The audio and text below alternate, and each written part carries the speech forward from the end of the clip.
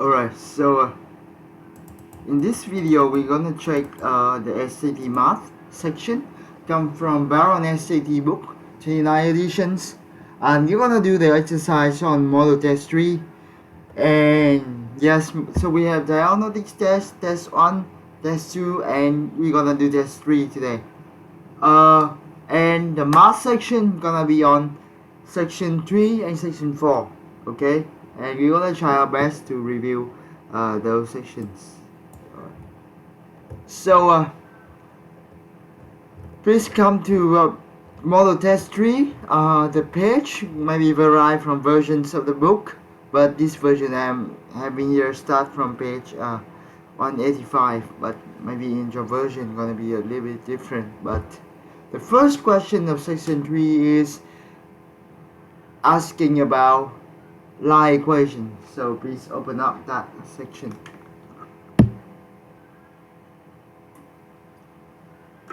Okay, so question 1 of section 3. Okay, so section 3. Okay. Number 1, they ask about the position of two lines, right? So the first line we have is 2x plus 3y equal to 4, and okay, number 2 is 4x plus 6y equal to 8. Okay, so they ask about the relative position of these two lines in the Cartesian plane. So there's actually a formula, a general formula for this type problem. So for example, okay, so formula. So for example, you have line 1 I'm gonna be denoted by L1, and you have line 2, right? L2. So line 1 is ax plus by equal to c, and L2 gonna be a prime of x plus b prime of y equal to c prime. Okay, so case 1. So if a equal to a1, a prime, and okay, so first of all, a is different from a1, from a prime. So this can mean that okay, so actually this is not how you solve this problem. So actually you have to transform this equation back to the I equal to ax plus b form. So in this case, a equal to minus a over b times x plus minus c over b, c over a, sorry, c over b plus c over a, c over b. Okay, sorry. So you have to transform that part into equation into that form first, and the second equation also have the same form. I gonna equal to minus a prime over b prime over c prime plus b prime. Okay, so those are equations. So we have to transform the equation into that form first, and then now we have the formula. Okay, so let's assume that now L1 I'm gonna just say like line 1 gonna has the form of y equal to ax plus b, and line 2 now gonna be I equal to cx plus d. Okay, cx plus d. So it's similar to the in the formula, but we gonna simplify the coefficient a little bit. Okay, so line 2. So case 1 is if a is different from c, and then we can just tell directly that line 1 and line 2 intersects, right? Line 1 and line 2 and line 2 intersect. Okay, intersect. Okay.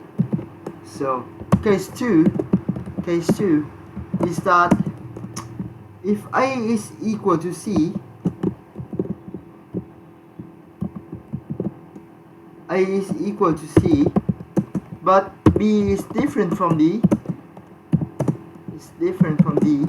So line 1 and line 2 gonna be parallel. Okay? Yeah, line 1 and line 2 gonna be parallel. Alright. And in case 3, if A equal to C and B equal to D as well, and then line 1 and line 2 gonna be coincide. Gonna just use this symbol, okay? This symbol. So this is actually coincide. Okay? Coincide. Alright. So that's the formula. So first of all you have to change the equation into the I equal to ax plus b form, and then you're gonna use the formula like this. Okay, and this is case 3. If A equal to C and B equal to D, and line 1 and line 2 are coincide.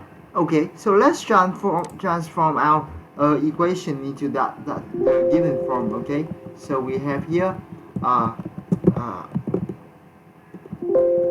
so solve.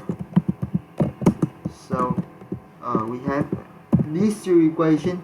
So this one gonna be equivalent to say y equal to minus 2 over 3, right, x, and we're gonna plus 4 over 3. Okay, alright, and the second one is gonna be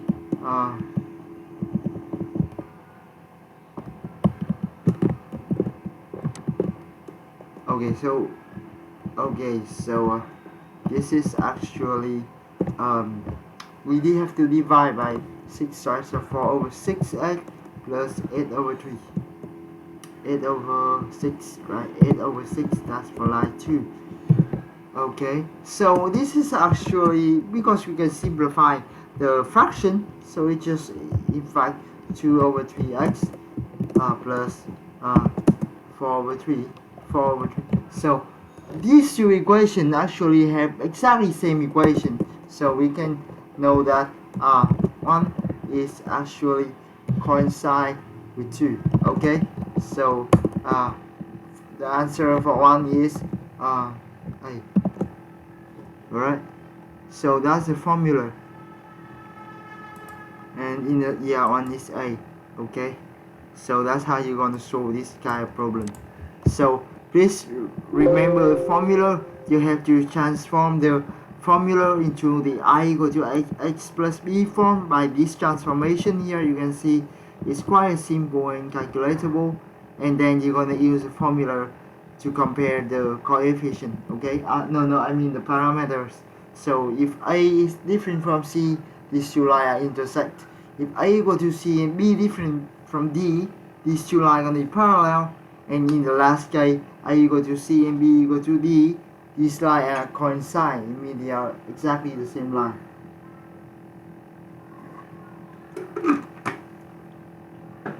So one is actually A. Okay, 2.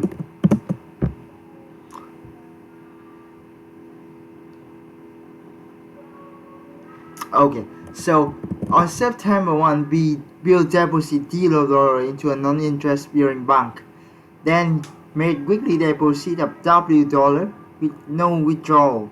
Okay, so you're not gonna have interest, right? And you just put the money in. After 4 weeks, Bill had 60 his account. After 8 weeks, he has 85. Alright. Okay, so first of all, at the beginning, he gonna have $. Alright, so he then made weekly deposits of $W and made no withdrawal. So he made $W, and that's for each week. But you know that on the first week he actually have put in $D, so he's not gonna put any extra W on that week. So actually we have to multiply W with x minus 1. Alright? And that's gonna be equal to the amount. Alright, so for us to be able to find the amount, now we're gonna have to find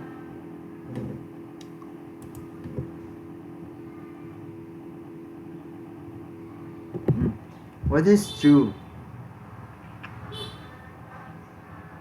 Okay, sorry.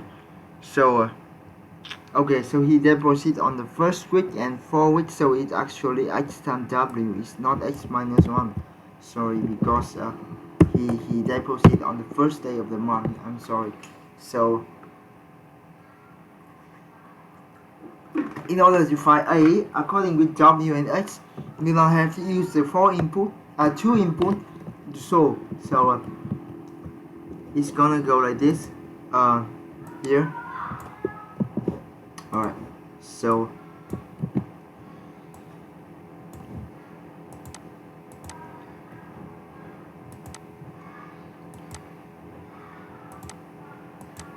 okay, so initially you have $D, and after 4 weeks, each week he put in $W, so D plus 4W, and thus he has 60 in his account. Alright, and similar thing happened to 8 weeks. Initially he has $D, and for 8 weeks, each week he put in $W, so at the end of 8 weeks he has $85. So we have the system of linear equation D plus 4W equal to 60 and D plus 8 equal to 85, right? So we can subtract the second equation to the first equation to get 4W equal to 25, so W equal to 25 over 4, okay, and we can substitute back in to find D, which is equal to 35. So therefore we generate the formula for A, which is just D plus W times X. D plus W times X is just 35 plus 25 over 4X. So the answer for 2 is D. Okay, because it's obvious, right? Alright, that's the answer for 2. 2 is D. Yeah. Okay. Number 3. Okay, so please take a note. Okay. Number 3. Okay. So they ask you how many variables x satisfy x squared minus 8x is equal to 16. So equal to minus 16 in fact, right? Minus 16. So enter this, leave a space to write the multiple choice answer. So okay, so alright, so we're gonna apply this into x squared, ax squared plus bx plus c form, which is here gonna be plus 16, and this gonna be equal to 0. Okay, and then we can calculate the delta of this equation. Delta gonna be equal to b squared, so it's minus a squared minus 4ac. B squared minus 4ac. Okay, a here is 1 because the coefficient of x squared is 1 and c is just 16, right? So this is 64 minus 64, right? So it's actually 0, and when delta equal to 0, the equation has exactly one solution, right? We got exactly one solution, so the answer for 3 is actually B. Okay, yeah, alright, so that's how you do it. And in the answer key, yes, it's B, and you can solve it's x equal to 4, but we are not going to solve it here. So in the number 4, okay,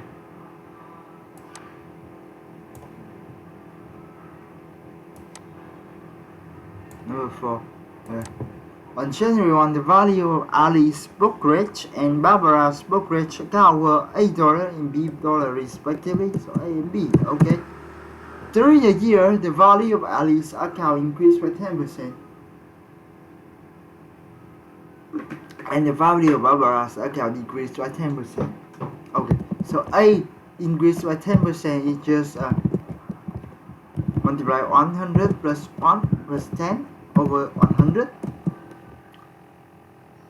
Okay, and Barbara gonna be decreased by 10%, right? So it just B times so just hold on, don't take a note just say. So decrease 10% is 100 minus 10 over 100, right? So but they asked us, right? They told us that at the end of the year, the value of the account will actually equal. So we have the equal sign in the middle here, like this, right? So now they ask for us the ratio of A over B, right? A over B. Okay. So let's try to calculate it through this given information. So okay. So okay, I'm gonna delete this upper part later. So okay, so we're gonna simplify this. A over 110 over 100 is equal to B times 90 over 100, right? So okay, so we're gonna get rid of the over 100. So A times 110 gonna be equal to B times 90, right? So we can get rid of 10 as well, right? We can get rid of 10 as well. So A times 11 B equal to 9B, and here we can turn this into the fraction, which is A over B gonna be equal to, okay, so the 11 has to be under the fraction sign, which is on the denominator, right?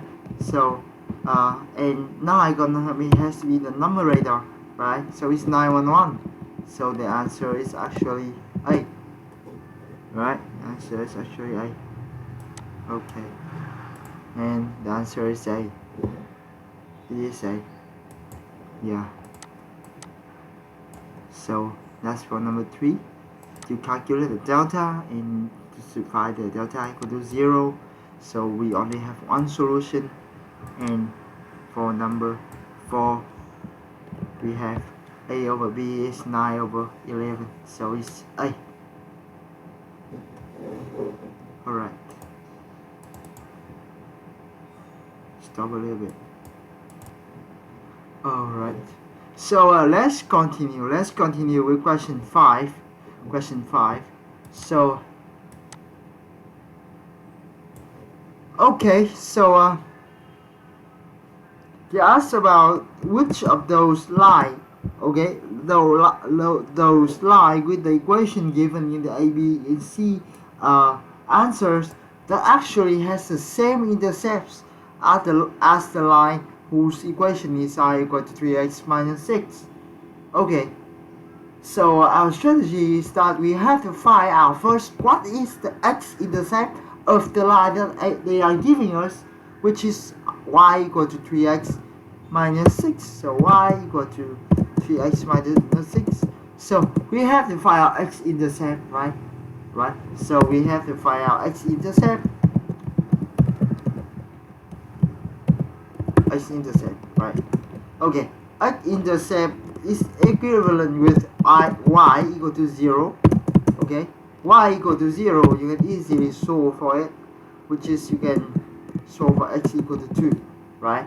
So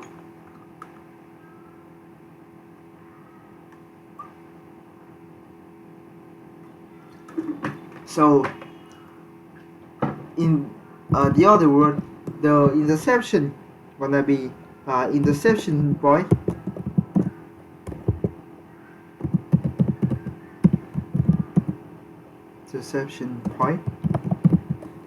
gonna be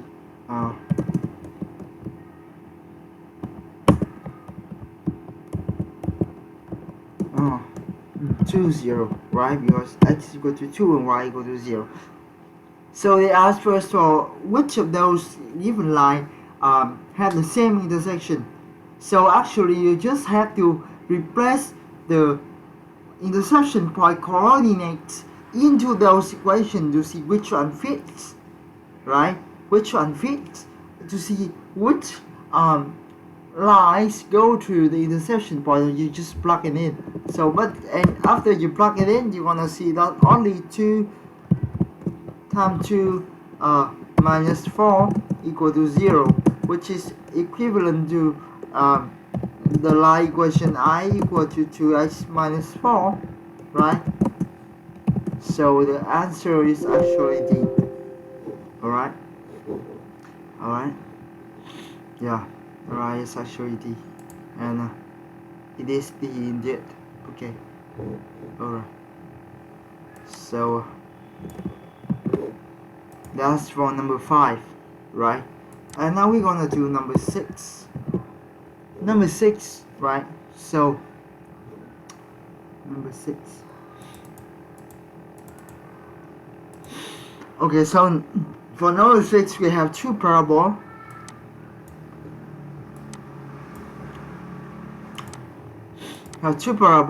So we have parabola 1, y equal to x squared plus 2, and parabola 2, a half of x squared plus 1, right?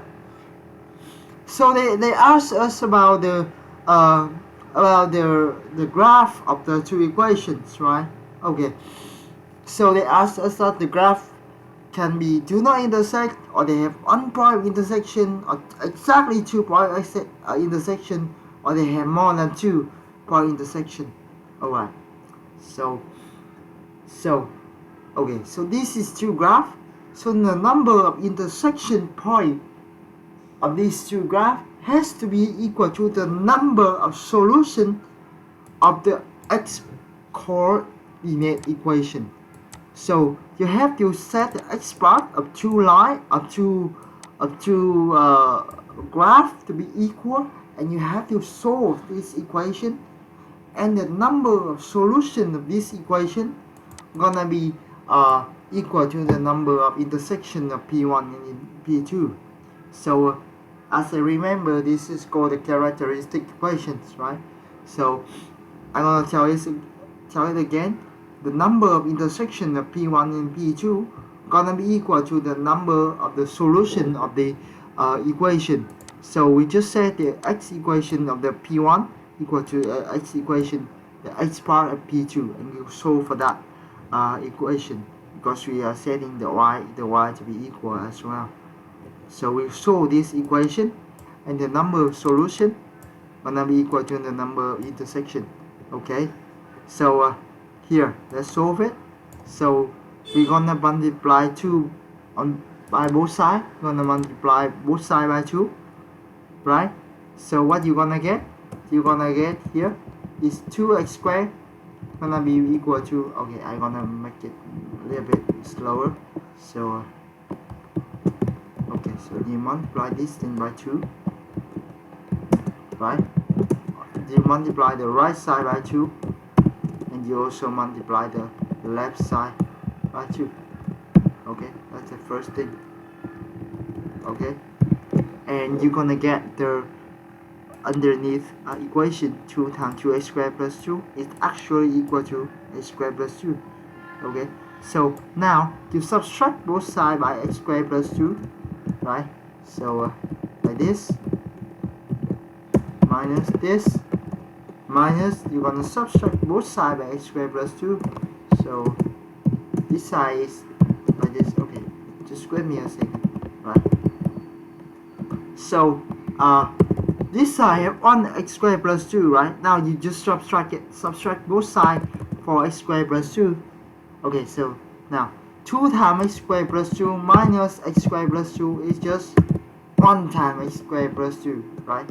X squared plus 2, so 1 times x squared plus 2 on this side, and this side gonna be equal to just 0, right?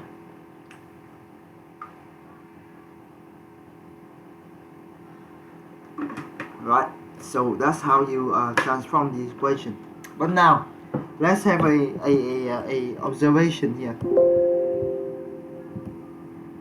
Okay, let's have an observation here. Don't care about the small letter part. Okay, x squared is always bigger than or equal to 0, right? So x squared plus 2 is always bigger or equal to 2, right? Because you have to add 2 on both sides, right? So this means that x squared plus 2 is actually has to be strictly greater than 0, right? This means the equation has no solution, right? Therefore, the two graphs does not intersect, right? So the two graphs do not intersect. So, right? So, the answer for us is A. That's why it is A. Okay? So that's how you solve this type problem.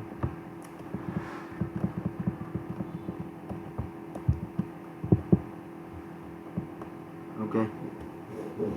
Yeah. That's for number 6. Okay. We move on to number 7. Okay.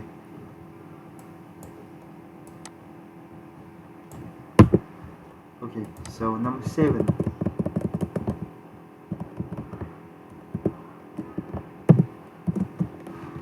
Okay. For which of the n value of n the equation have no solution? Alright. So we have quite a complex equation, right? So first of all, just write it down first. Write it down. Come on. Why not? Just write it down first. Equal to 6 x plus 1 and minus n times x plus 5. Okay.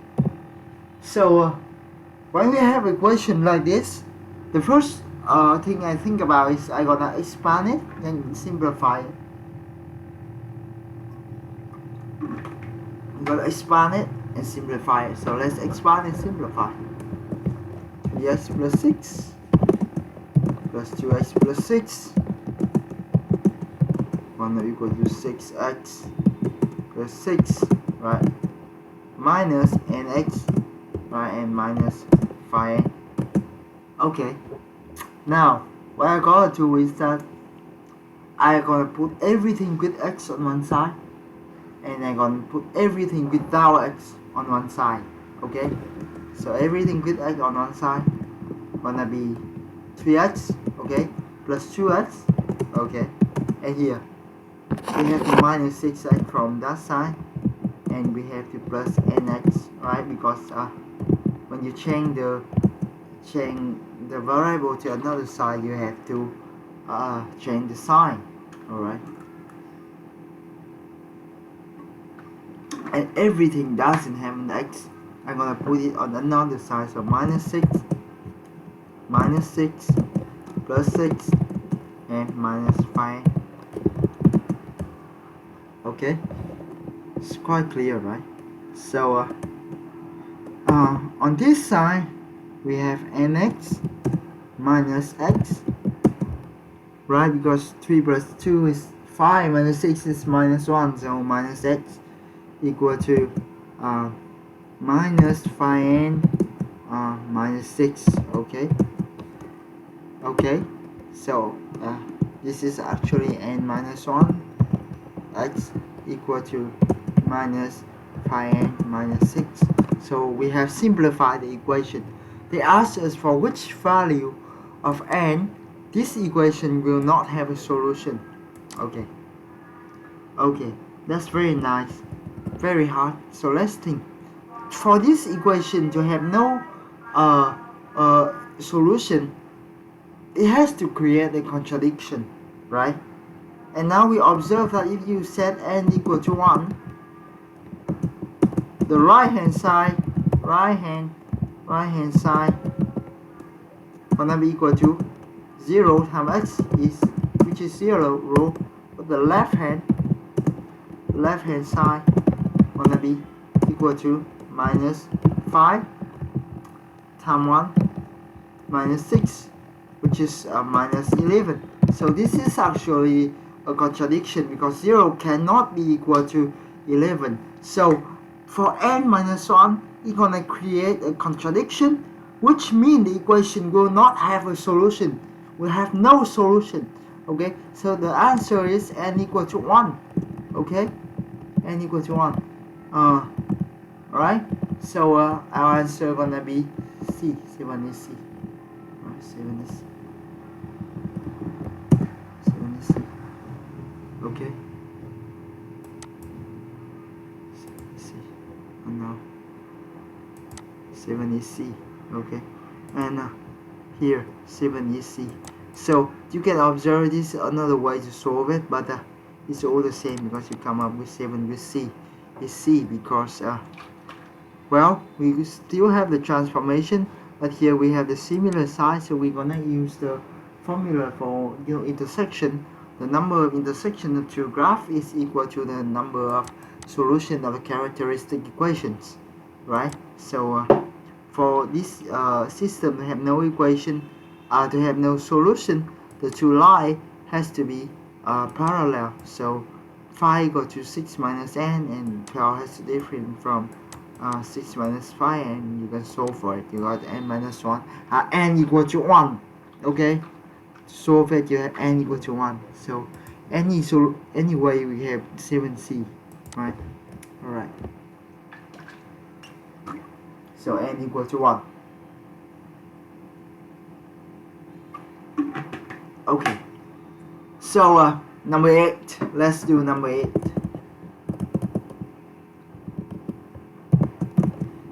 X squared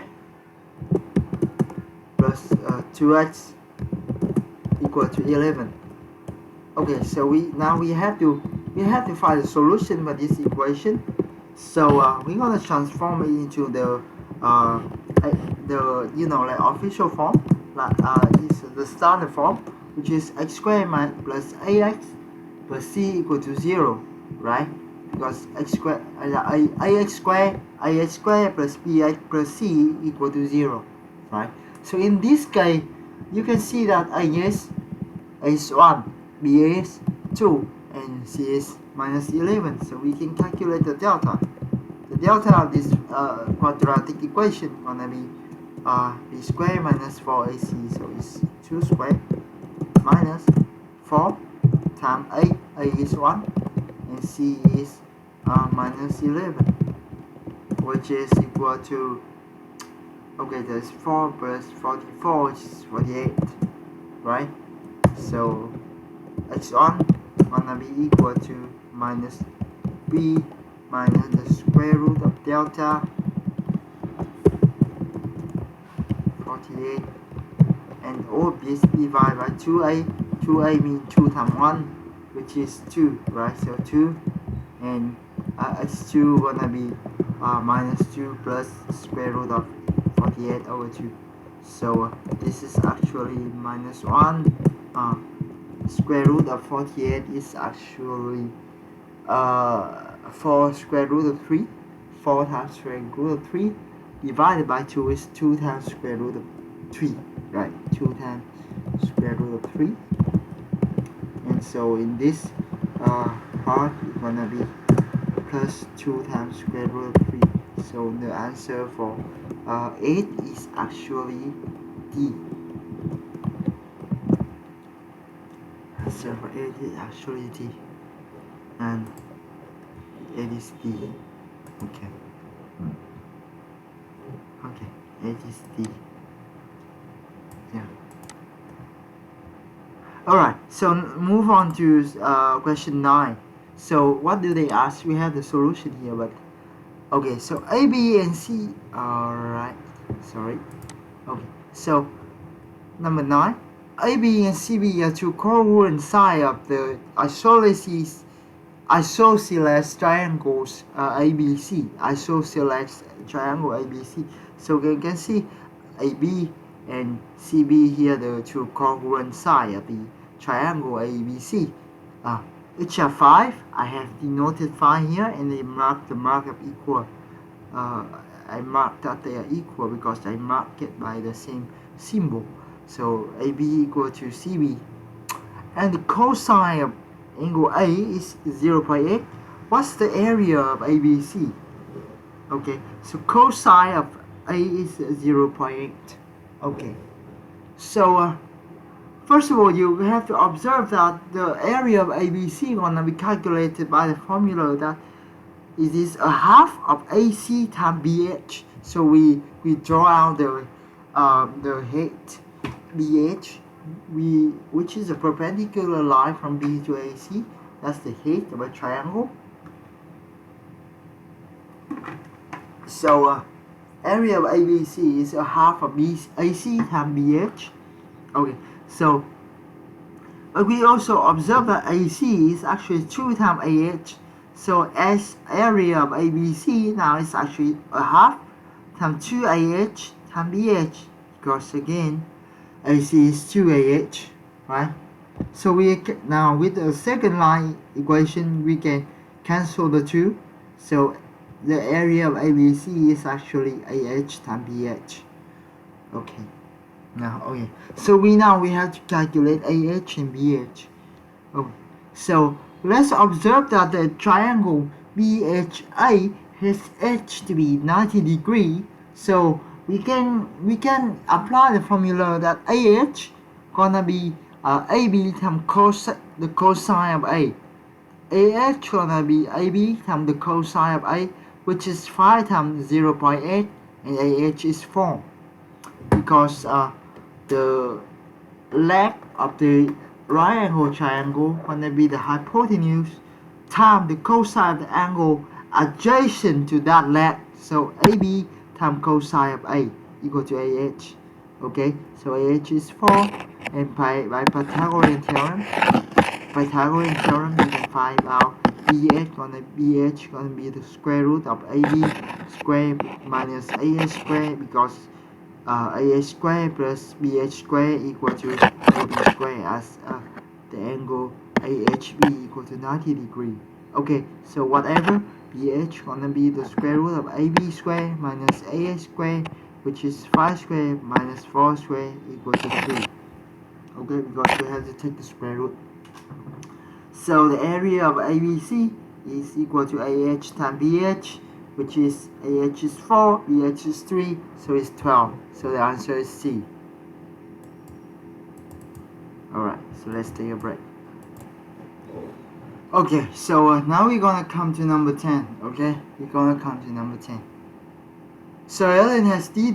She used 60% to buy pencil that cost P-cent each, and spend rest of our money to buy markers that cost M-cent each. So they ask about which of the following expression represent the numbers of markers she bought. Okay, so let's try. Okay. Alright, so number 10. Okay, 9. Now I see we already done it here. I see. So number 10. Okay, number 10. Okay.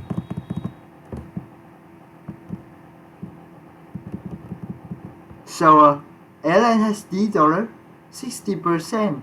So $D, 60% to buy pencil that costs P-cent each. Okay, 60% D just 0.6 times D, right? Okay, and the rest to buy pencil, to buy markers. Okay, so marker is actually 0.4 times D. Okay, so she actually used 0.4 times D to buy markers. Okay, all right, and D is in dollars, so please take note of the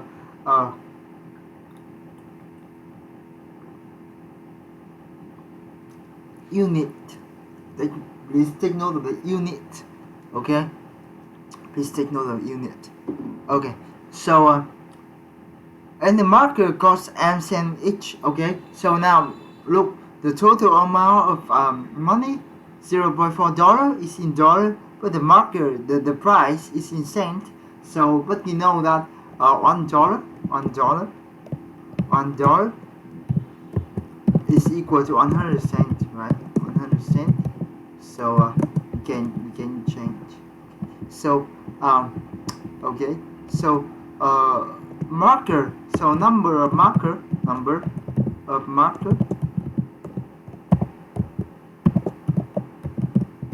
So gonna be equal to, okay, the total money for part gonna be equal to money for markers, right, divided by money for each marker, right? So money for marker divided by price for each marker, right?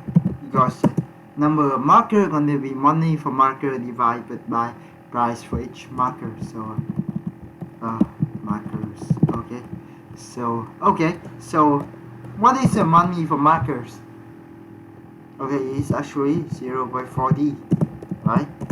And price of each marker, okay, they have M cent, right? So M cent, because D is in dollar, so we have to actually convert the price of marker to dollar as well, because you know, for division you have to have the same unit, right? So you have to convert M cent into dollar, which is actually M over 100. Okay, M over 100. Yeah. So this expression gonna be equal to, okay, so it's actually 40D over M, right? So the answer for 10 is C, right? And in the is C, right? C. In the key we have number 10 is Tennessee. Okay, Tennessee. Alright, Tennessee. Okay, so I think that's enough for this video. Wanna check it things later. Okay, so Tennessee. So thank you very much. We're gonna come back in the next video.